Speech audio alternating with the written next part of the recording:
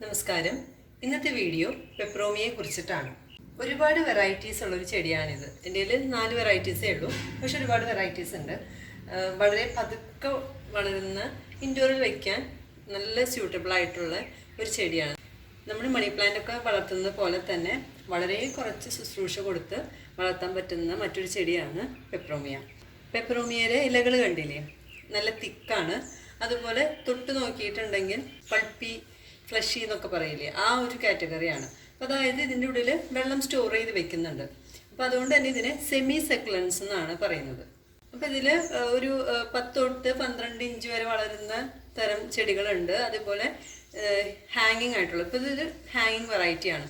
ഹാങ്ങിങ് ആയിട്ടുള്ള വെറൈറ്റീസും ഉണ്ട്. നല്ല കളർഫുള്ളായിട്ട് നമുക്ക് ഇൻഡോറിലൊക്കെ അറേഞ്ച് ചെയ്യാൻ പറ്റും. ഇപ്പോൾ ഇതിൽ 2 വെറൈറ്റി, ഈ 2 വെറൈറ്റിയും ഞാൻ വെർട്ടിക്കൽ ഗാർഡനിൽ സെറ്റ് ചെയ്തിട്ടുണ്ട്. ഇപ്പോൾ ഇതേപോലെ ഫുൾ ഗ്രീൻ ആയിട്ടുള്ളത്, അതുപോലെ വാരിഗേറ്റഡ് ആയിട്ട് ഉള്ള ടൈപ്പ്, വൈറ്റും ഗ്രീനും വരുന്നത്, പിന്നെ ചെറിയ റെഡ് കളറോട് വരുന്നത്, അങ്ങനെ പല കളറിൽ വരുന്നുണ്ട്. അപ്പോൾ നല്ല കളർഫുള്ളായിട്ട് നമുക്ക് ഇൻഡോർ സെറ്റ് ചെയ്യാൻ പറ്റുന്ന ഒരു ടൈപ്പ് ചെടിയാണ്. ഇതിൻ്റെ കെയറിങ്ങിനെ കുറിച്ച് പറയുകയാണെങ്കിൽ ആദ്യം നമുക്ക് ഇതിന് വെളിച്ചം എന്തോരം ആവശ്യമുണ്ടെന്നുള്ളത് നോക്കാം. നേരിട്ട് സൂര്യ വെളിച്ചം ആവശ്യമില്ലാത്ത ഒരു ചെടിയാണിത്. ഇതിലും നല്ല ബ്രൈറ്റ് ആയിട്ടുള്ള ഒരു സ്പോട്ടാണ് ഇത് ഇഷ്ടപ്പെടുന്നത്.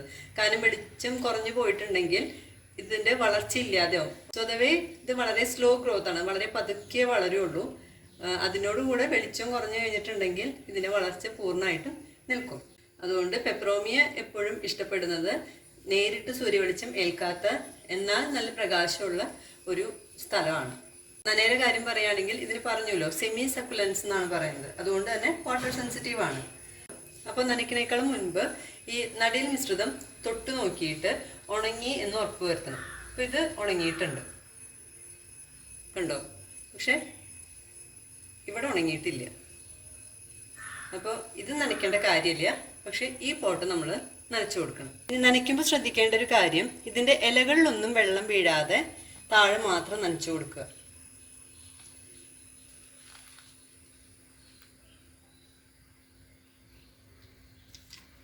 ഇലകളിൽ വെള്ളം വീഴാതെ ഇരിക്കാൻ എപ്പോഴും ശ്രദ്ധിക്കണം. ഇലകളിൽ വെള്ളം തട്ടരുത് എന്ന് പറയാൻ കാരണം എന്താണെന്ന് വെച്ചാൽ ഇത് സെമി സക്കുലൻ്റ് ആണ്. അതായത് ഇതിൻ്റെ ഇലകളിൽ വെള്ളം ശേഖരിച്ച് വെക്കുന്നുണ്ട്. അപ്പോൾ ഇലകളുടെ പുറത്ത് വെള്ളം വീണ് കഴിഞ്ഞിട്ടുണ്ടെങ്കിൽ നമ്മളൊരു ക്ലൈമറ്റിൽ പെട്ടെന്ന് ആ വെള്ളം പോവില്ല, അതായത് ഇവാപ്പറേറ്റ് ചെയ്ത് പോവില്ല. അപ്പം അത് അവിടെ തന്നെ ഇരിക്കും, അങ്ങനെ ഇലകൾ ചീഞ്ഞു പോവും. അതുകൊണ്ടാണ് ഇലകളിൽ തട്ടാതെ പോട്ടി മിക്സറിൽ മാത്രം വെള്ളം ഒഴിക്കാമെന്ന് പറയുന്നത്.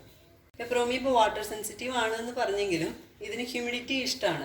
സാധാരണ റെയിൻ ഫോറസ്റ്റിലാണ് ഇത് കാണുന്നത്, അതുകൊണ്ട് ഹ്യൂമിഡിറ്റി ഇഷ്ടമാണ്. അതാണ് നമ്മുടെ നാട്ടിൽ നന്നായിട്ട് ഫ്ലറിഷ് ചെയ്യാനുള്ള കാരണം. ഇതിന് വളം മാസത്തിലൊരിക്കൽ മാത്രം കൊടുത്താൽ മതി. പറഞ്ഞല്ലോ, സ്ലോ ഗ്രോത്ത് ആണ് ഇതിന്. അപ്പോൾ നമ്മൾ എന്തോരം വളം കൊടുത്താലും വളരെ പതുക്കെ ഇത് വളർന്നു വരുള്ളൂ. അപ്പോൾ മാസത്തിലൊരിക്കൽ മാത്രം വളം കൊടുക്കുക. സാധാരണ കപ്പലണ്ടി പിണ്ണാക്ക്, വേപ്പിൻ പിണ്ണാക്ക് തെളി കൊടുക്കാം. അതല്ലാന്നുണ്ടെങ്കിൽ നീം കോട്ടഡ് യൂറിയ പെല്ലറ്റ്സ് ആയിട്ട് കിട്ടുന്നതാണ്, അതിട്ട് കൊടുക്കാം. പൂവിടുന്നതിനെ കുറിച്ച് പറയുകയാണെങ്കിൽ ചില വെറൈറ്റീസിലൊക്കെ പൂവിടും, പക്ഷെ പൂ വളരെ ചെറുതാണ്. ഇലകൾക്കാണ് കൂടുതൽ ഭംഗിയുള്ളതും. അതുകൊണ്ട് തന്നെ ഇതിനെ ഒരു ഇലച്ചെടിയായിട്ടാണ് പൊതുവെ കണക്കാക്കുന്നത്. ഇനി ഈ ചെടിയിൽ സാധാരണ കണ്ടുവരുന്ന ആരോഗ്യ പ്രശ്നങ്ങൾ എന്ന് പറഞ്ഞിട്ടുണ്ടെങ്കിൽ മീലി ബഗും പിന്നെ അതുപോലെ കായീച്ചയുടെ ശല്യമാണ്. അത് നമ്മൾ നന്നായിട്ട് ശ്രദ്ധിക്കണം. ഇനി നടീൽ മിശ്രിതത്തിൻ്റെ കാര്യം പറയുകയാണെങ്കിൽ ഇതിനൊരിക്കലും കട്ടിയുള്ള നടീൽ മിശ്രിതം നല്ലതല്ല. അതായത് വെള്ളം പെട്ടെന്ന് വാർന്നു പോകാത്തതൊന്നും ഇതിന് നല്ലതല്ല. വെള്ളം കെട്ടി നിന്നാൽ ഈ ചെടി പെട്ടെന്ന് തന്നെ ചീഞ്ഞു പോകും.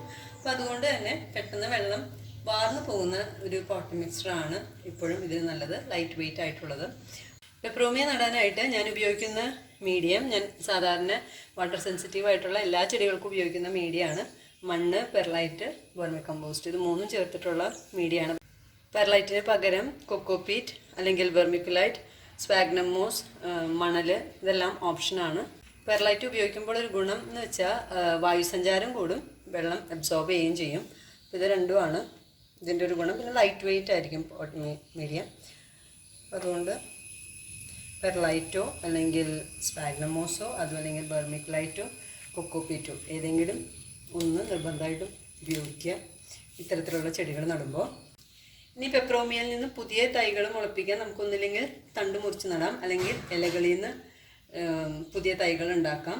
അതിനെക്കുറിച്ചൊക്കെ വിശദമായിട്ടൊരു വീഡിയോ ഞാൻ വേറെ ചെയ്യുന്നുണ്ട്. ഈ വീഡിയോ എല്ലാവർക്കും ഉപകാരപ്രദമായിരുന്നു എന്ന് വിശ്വസിക്കുന്നു. അടുത്ത ആഴ്ച വീണ്ടും കാണാം. ബൈ.